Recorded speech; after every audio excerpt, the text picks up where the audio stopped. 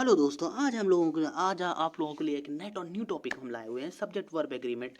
हम लोगों ने प्रीवियस लेक्चर में कंप्लीट किया था प्रीपोजिशन। आज हम लोग आप लोगों को क्लियर करेंगे सब्जेक्ट वर्ब एग्रीमेंट। हमारे चैनल पे आरएलजी एजुकेशन में डेली का डेली एक ग्रामर का न्यू टॉपिक आप लोगों को डिस्कस करेंगे, क्योंकि आप लोगों के एग्जाम में कोई प्रॉब्लम ना हो, इसलिए हम लोग डेली का डेली एक टॉपिक क्लियर करते रहेंगे। जैसे आज हम लोग लाए subject verb agreement. Subject verb agreement means क्या होता है? सब्जेक्ट के अनुसार हम कर्ता का यूज करते हैं। क्या कर्ता मीन्स वर्ब का यूज करते हैं, क्रिया का यूज करते हैं, सॉरी। सब्जेक्ट के अनुसार किसका यूज करते हैं? वर्ब का यूज करते हैं। जैसे हमने एग्जांपल, जैसे मैंने डिफिनीशन में भी लिखाया है, the subject of a sentence must agree with verb. Subject of the sentence must agree with verb. जैसे आप लोगों को इतना तो पता होगा, सब्जेक्ट यदि सिंगुलर होता है तो हमेशा वर्ब क्या होगी? सिंगुलर होगी। ये आप लोगों को 9th या 10th स्टैंडर्ड में पढ़ाया गया होगा। ये सब्जेक्ट सिंगुलर होगी तो वर्ब भी क्या होगी? सिंगुलर होगी। सब्जेक्ट प्लूरल होता है तो वर्ब भी क्या होगी? प्लूरल होगी। ठीक है, इतना आप लोगों को क्लियर हुआ? कोई डी डाउट नहीं? जैसे आप लोगों को बताएं, जैसे एग्जांपल आप लोगों को समझा रहे हैं, राम राम एंड श्याम। राम एंड मोहन ले लीजिए, राम एंड मोहन। जैसे राम एंड मोहन सब सेंटेंस में गिवन होता है और दो दो वर्ड को एंड से जोड़ते हैं, दो नाम को एंड से जोड़ते हैं, तो हमेशा प्लूरल वर्ब का यूज करते थे।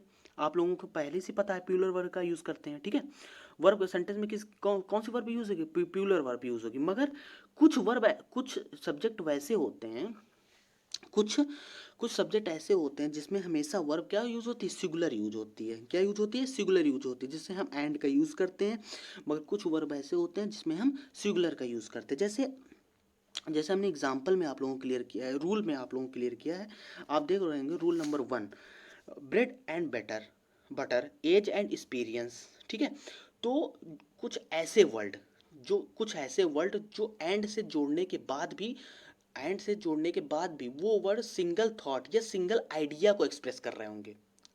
रिपीट कर रहे हैं, कुछ ऐसे वर्ड जो एंड के साथ जोड़ने से, ठीक है, एंड के साथ हम जोड़ते हैं जो सिंगल थॉट और सिंगल आइडिया को एक्सप्रेस करते हैं, तो उनमें क्या यूज करते हैं? हम सिंगुलर वर्ब का यूज करते हैं।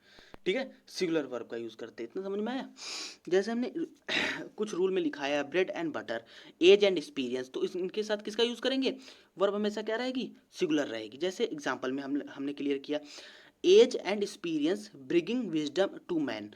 मगर इसमें क्या लिखा है? ब्रिंगिंग लगा हुआ है, तो इसमें ब्रिंग नहीं होगा, ब्रिंग्स होगा। क्या होगा? ब्रिंग्स होगा। क्या होगा? ब्रिंग्स होगा, सिंगुलर। ठीक है, सिंगुलर लगेगी।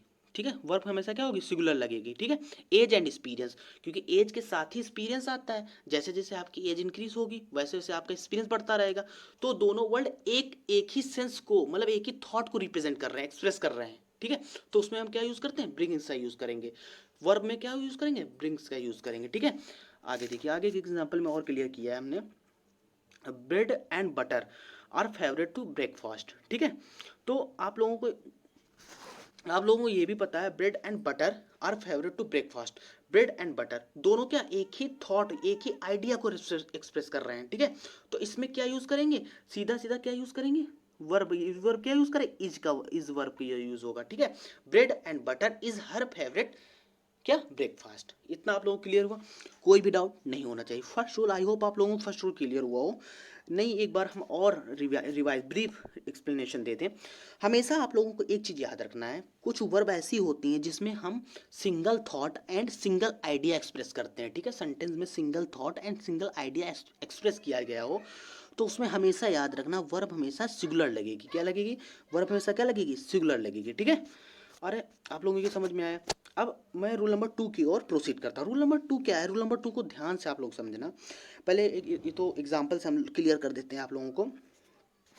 हमेशा रूल नंबर 2 याद रखना, हमेशा आर्टिकल और नाउन फिर plus and, article plus noun.